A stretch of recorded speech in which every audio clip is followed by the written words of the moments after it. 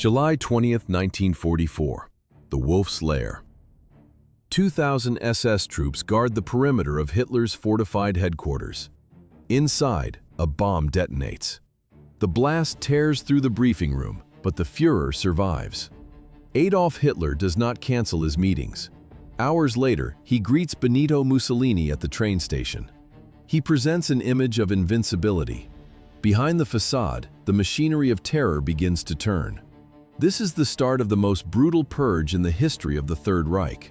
Hitler demands a total cleanup of the command structure. General Erich Hoepner is a primary target on the liquidation list.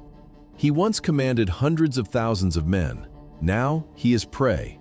The investigation into the 20th of July plot focuses on the mechanics of the purge. It is not about the failed explosion, it is about the systemic destruction of the general staff. By the evening of July 20th, Erich Hoepner is stripped of his rank and awaits arrest. 1944. A disgraced general waits for the hangman. But the trajectory of Erich Hoepner began in a different world. He was born in 1886, Frankfurt an der Oder, the border of Prussia. His path was not a choice, but a blueprint. Elite schooling at the Kaiserin Augusta Gymnasium, then the Prussian War College in Berlin. 1913. The empire's finest filter for the military elite. Hoepner was not a dreamer. He was a component, a high-precision part of the Prussian war machine. He married into industrial wealth in 1910. Irma Gebauer, 2 children.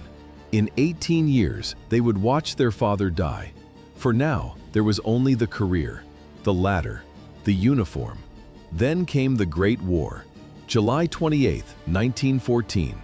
Hoepner went to the Western Front as a company commander. He didn't just survive, he excelled. Promotion to captain of cavalry followed. He mastered the mechanics of slaughter. The field gray tunic grew heavy. On his chest, the dull glint of the Iron Cross. First class. Second class. By November 11, 1918, the empire had collapsed. Hoepner remained, a professional soldier without a Kaiser. The guns went silent. Defeat in 1918 did not end his career. The guns of the Great War stopped, but the Prussian machine kept grinding. The Weimar Republic inherited a ruin. Hoepner inherited a seat in the Reichswehr. The Treaty of Versailles slashed the German army to 100,000 men. For context, that is fewer personnel than the modern police force of Bavaria. This was a forced vacuum, a tiny pressurized chamber where only the most ambitious survived. Competition was lethal. Every captain aimed for a general's star. Hoepner did not just survive the cuts, he thrived in the restriction. Why did the old elite accept a corporal like Hitler? The answer was simple: the career elevator. In 1933, the Nazis seized power and smashed the Versailles limits. The small Reichswehr exploded into the Wehrmacht. Hoepner's trajectory went vertical. By 1936, he reached the rank of general major. The transformation was physical. At the Reichswehr parades, horse-drawn artillery moved at a walking pace. Dust settled on leather saddles. Then the shift happened. In the new training grounds, the clank of PZKPFW1 tracks drowned out the sound of hooves. Speed replaced stamina, steel replaced hide. In 1938, Hoepner took command of the 1st Light Division. This was an experimental armored unit, the precursor to the Panzer divisions. The Nazis provided the tanks and the rapid promotion. Hoepner provided the tactical expertise to lead them. He traded his old-world Prussian neutrality for a seat in a steel turret. Hoepner accepted the command of the Armored Vanguard. 1938. The Prussian officer corps faced a surgical strike from within. It was not a battle, but a liquidation of autonomy. The Blomberg-Fritsch affair became the mechanism for a hostile takeover of the general staff. War Minister Werner von Blomberg married a woman with a criminal record. The regime transformed a private scandal into a political weapon. He was forced out. Days later, the Gestapo struck again. They accused Army Commander-in-Chief Werner von Fritsch of homosexuality. The charges were fabricated. The evidence was non-existent. Did the officer corps resist? They remained silent. Hitler abolished the office of War Minister. He took personal command of the Wehrmacht. Experienced strategists vanished. Loyalists took their desks. Hoepner watched as the military machine lost its brain to the Nazi Party. The old guard possessed decades of combat experience. The new men possessed only obedience. By the end of the year, the army had surrendered its last bit of independence. Hitler's rise demanded more than just power. It demanded the death of Prussian descent. By late 1938, the General Staff saw the trajectory. Germany was heading toward a war it could not win. The Sudetenland crisis provided the trigger. Hans Oster and a circle of high-ranking conservatives began the mechanics of a coup. They needed a blade. Erich Hoepner became that blade. His objective was surgical. Take the 1st Light Division. Move on Berlin. The plan targeted the heart of the regime. Hoepner's tanks had one mission: neutralize the SS in the capital and seize the government quarter. Map of Berlin. The 1st Light Division tracks toward the Wilhelmstrasse. They avoid the main arterial roads. Tank commanders wait for the signal. The SS Leibstandarte barracks are the primary target. Silence in the staff headquarters. The telephone sat on the desk. No ring, no code, no movement. The conspirators needed a German attack on Czechoslovakia to justify the revolt. They waited for the first shot. It never came. On September 30th, 1938, the world changed in a hotel room. Neville Chamberlain and Edouard Daladier chose appeasement.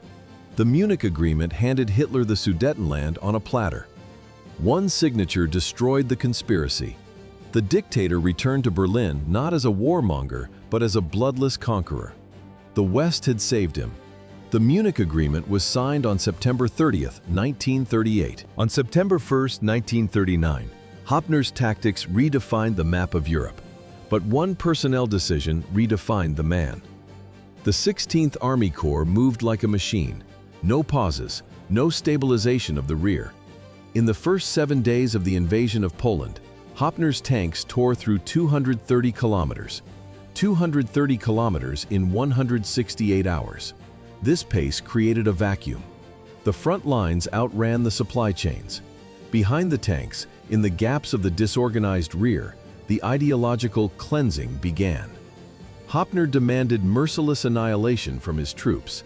The effectiveness was absolute. By October, the Knight's Cross of the Iron Cross hung from his neck. Then came the West. May 10, 1940 spicy. The Netherlands, Belgium, and Luxembourg collapsed in weeks. Hoepner's corps spearheaded the drive toward Lille and Dunkirk. The military hierarchy remained intact until a specific order arrived. The SS Totenkopf Division joined the 16th Corps. It was a structural virus. These were not soldiers, but former concentration camp guards under the command of Theodor Eicke. Hoepner now commanded the Death's Head. Hoepner's tanks were cooling after the march. Behind them, the SS moved into the vacuum. This was no longer a matter of military strategy. It was a collision of jurisdictions. May 24, 1940. Hoepner issues a direct order. Any soldier mistreating prisoners faces an immediate court-martial. He demands discipline. He expects the Prussian Code. 3 days later, the code breaks. Le Paradis. 100 British soldiers surrender at a farmhouse wall. The air smells of damp earth and exhaust. A machine gun opens fire. The rhythmic mechanical thud replaces the sounds of battle. 97 men die in the mud. The report hits Hoepner's desk. The sound of his typewriter ribbon clicking as he demands an investigation. He wants Theodor Eicke dismissed. He wants the butcher removed from the front. Eicke was not a soldier. Before the war, he commanded the Dachau concentration camp. He did not lead men. He managed a system of terror. He moved his techniques from the wire fences to the open field. He appeals directly to Heinrich Himmler. The defense is technical. Eicke claims the British used illegal dum-dum bullets, expanding lead, massive tissue damage. He justifies the massacre as a reaction to war crimes, not a commission of one. Contrast, a general demands a military tribunal for murder. The Reichsfuhrer grants total immunity for ideological necessity. The Prussian law fails. The SS bureaucracy absorbs the crime. The file remained open for a week before it vanished into the archives. Eike and the Death's Head faced zero consequences. Hoepner despised the Waffen-SS, but he did not reject their results. In July 1940, the High Command promoted him to Colonel General. Success in France bought him a seat at the table for the next phase. Planning for Operation Barbarossa began immediately. Hoepner received command of the 4th Panzer Group. His objective: drive through the Baltic states and seize Leningrad. He served under Field Marshal Wilhelm von Lieb as the Iron Tip of Army Group North. In May 1941, the professional soldier became an ideologue. Hoepner issued a directive to 3 million men. The text did not read like a military manual. He discarded the terminology of the Prussian officer corps. He adopted the vocabulary of the Nazi Party press. He wrote of a defense against the Muscovite Asian flood. He called for the repulsion of Jewish Bolshevism. This was no longer a campaign for territory. It was an existential struggle. Hoepner demanded unprecedented harshness from every subordinate. He ordered the merciless total annihilation of the enemy. The goal was the physical destruction of Russia itself. The commander, who once called Eike a butcher, now legalized mass murder before the first shot. On Sunday, June 22, 1941, the machinery moved. 3 million German soldiers crossed the border. Finnish, Romanian, and Hungarian divisions reinforced the flanks. The 4th Panzer Group tore through the frontier defenses. Within weeks, Hoepner's tanks crushed all resistance in Latvia, Lithuania, and Estonia. The 4th Panzer Group reached the banks of the western Dvina. Any sabotage is the work of Jews and communists. This was the directive issued by Hoepner in July 1941. It served as a universal blank check for terror. If a bridge blew up or a wire was cut, the culprit was predetermined. No evidence needed. No trial required. How do you turn an army into a firing squad? You set quotas for the murder of political officers. This was the commissar order in action. The process was a mechanical sequence. First, the filtering of prisoners. Then, the visual identification. Officers looked for the red star and gold hammer and sickle on the sleeve. Black collar tabs of the political staff stood out against the sea of gray Soviet tunics. Finally, the walk to the nearest trench. No protocols, no burials. The ideology of May became the accounting of July. Statistics replaced strategy. Between July 2nd and July 8th, near the banks of the western Dvina, the 4th Panzer Group executed 101 commissars. This was not a localized excess. It was a rhythmic, daily operation. 172 reported executions by July 19th. While execution squads finished their work in the rear, Hoepner's tanks received a new objective: Moscow. The 4th Panzer Group shifted to Army Group Center in late September. The mission was Operation Typhoon. The target was the heart of the Soviet Union. Hoepner struck fast. By early October, his divisions executed a classic encirclement at Vyazma. Soviet supply lines snapped. Communications went dark. The road to the capital seemed open, but the mechanical reality of the front intervened. Field Marshal Klug ordered a halt to consolidate the infantry. Hoepner resisted. He demanded a dual strike: liquidate the pocket and push for Moscow simultaneously. The dispute turned into a bureaucratic collision. Hoepner prioritized momentum. Klug prioritized security. While they argued, the environment shifted. October 7th, the first snow fell. It did not freeze the ground. It melted into a thick, viscous slurry. The engines of the 4th Panzer Group roared at redline, but the tracks only churned the muck. Metal sank into the earth. Mud filled the air intake filters and jammed the sprockets. Tactical genius vanished into the physics of the Rasputitsa. Speed dropped to a crawl. The German offensive lost its primary weapon, mobility. October turned the roads into liquid traps. The German Blitzkrieg hit a physical wall. The Vyazma pocket closed on October 14th, but the victory was hollow. Mobility died in the mud. This was the Rasputitsa. Rain turned the Russian soil into a thick, black paste. It swallowed truck axles. It seized tank tracks. Engines overheated on idle. Metal fatigue and constant strain decimated the transport columns. 30 kilometers. This is the distance of a single day's march for a healthy soldier. General Hoepner's 4th Panzer Group spent 2 months fighting for it. By early November, the physics of the invasion had changed. Supply lines stretched to the breaking point.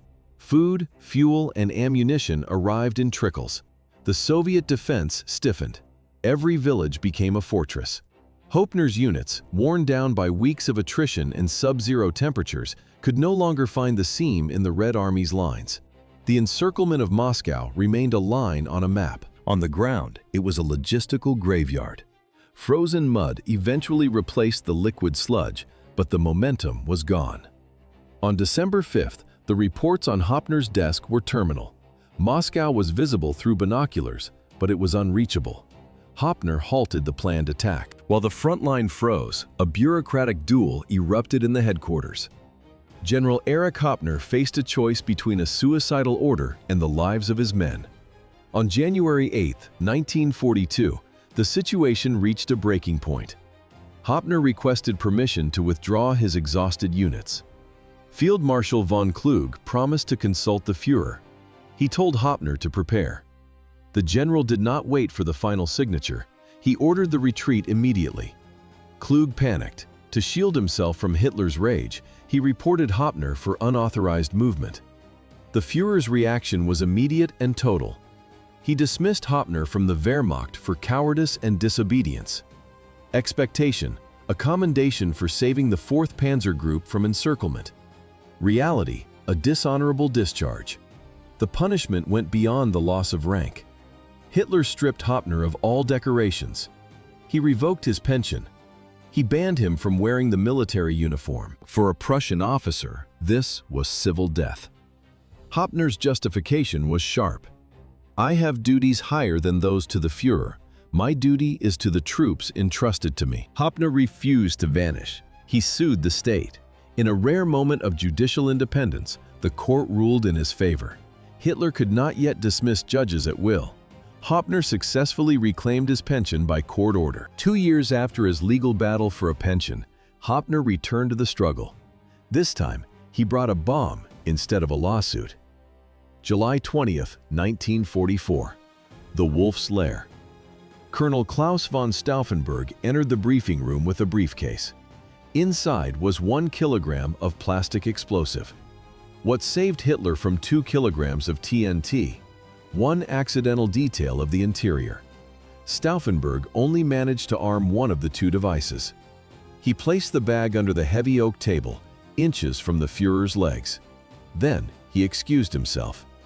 Another officer found the briefcase in his way. He pushed it aside. The bag slid behind a massive, solid oak support pillar. At 12:42, the building erupted. The sound was a dull, muffled thud. The thick oak leg acted as a shield, absorbing the primary shock wave.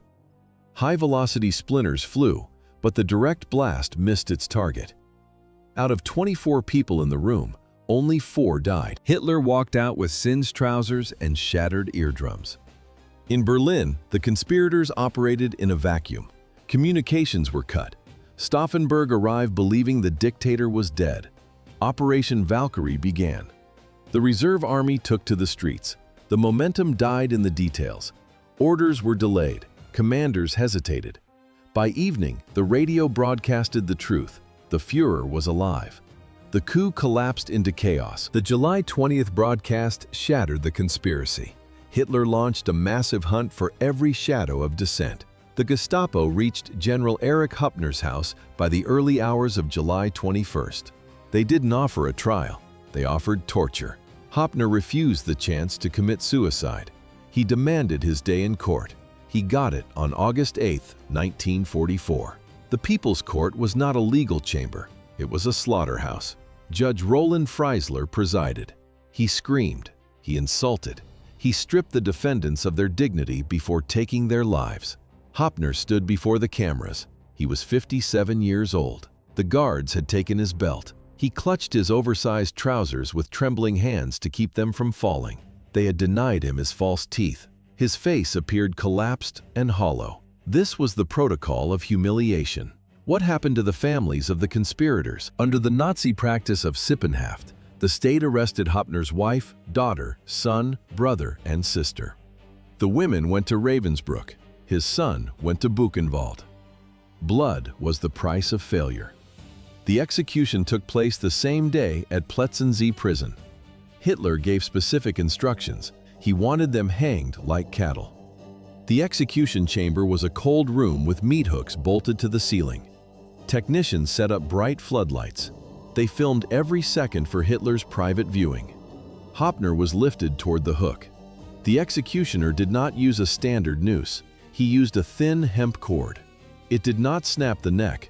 It began a slow mechanical constriction of the windpipe. 20 minutes.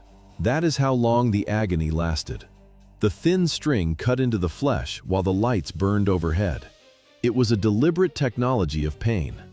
The general died by the same cord used for the meat in the Reich's kitchens. The general who commanded hundreds of thousands ended his life in a solitary cell. Erich Hoepner became a component in a machine that eventually crushed him. His career followed a technical trajectory of service and liquidation. He chose the lives of his soldiers over the tactical delusions of the Führer. The regime viewed this as a malfunction. Hoepner retreated to save men, but the system demanded their destruction. Total loyalty was the only operational mode allowed. The archives hold details often ignored by standard textbooks. An investigator opens a folder marked Secret. Inside is the record of a man who realized the nature of the system too late. Military honors provided no defense against the piano wire. Service to the machine offered only one final result. Subscribe to Veiled History to uncover more hidden files. Like and share this investigation to keep the record open. Hit the notification bell. The Gestapo closed the case file on August 8, 1944.